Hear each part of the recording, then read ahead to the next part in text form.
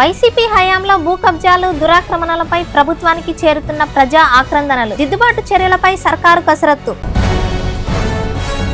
నెల్లూరు, తిరుపతి, చిత్తూరు జిల్లాల్లో భారీ వర్షాలు, లోతట్టు ప్రాంతాలు జలమయం. తిరుమల ఘాట్లో విరుగుపడిన కొండ చర్యలు, బండరాళ్లు మట్టిని ట్రాక్టర్ల ద్వారా తొలగింపు. పొగమంచులో తిరుమల శ్రీవారి ఆలయం, భక్తుల దర్శనాలకు తీవ్ర అంతరాయం. చెన్నై అంతర్జాతీయ విమానాశ్రయంలో అదుపు తప్పిన ఇండిగో విమానం, త్రుటిలో తప్పిన పెను ప్రమాదం. పుదుచ్చేరిలో తుఫాను బీభత్సం, కుండపోత వర్షాలతో అతలాకుతలం. దీంతో నేడు పుదుచ్చేరిలో పాఠశాలలు, కళాశాలలకు సెలవు ప్రకటన.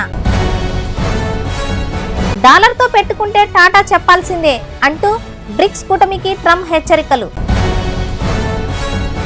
నెత్తురోడిన అడవి, ఏటూరు నాగారంలో 7 మావోయిస్టులు కాల్చివేత.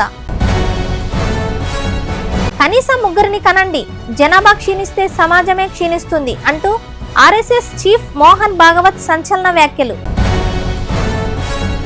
ఆధిపత్య పోరుతోనే హాసిని హత్య, చంపేందుకు 20 లక్షల సుఫారీ. ట్రాన్స్జెండర్ల మధ్య పాత కక్షలే కారణం అంటూ వివరాలు వెల్లడించిన నెల్లూరు ఎస్పీ కృష్ణకాంత్ గారు. టీడీపీ కార్యకర్త శ్రీను ఆత్మహత్యపై మిస్ యూ తమ్ముడు అంటూ లోకేష్ గారు ట్వీట్. పోలవరం గడువుపై గడబిడ, ప్రాజెక్ట్ అంశంపై రేపు సీఎం చంద్రబాబు గారి సమీక్ష.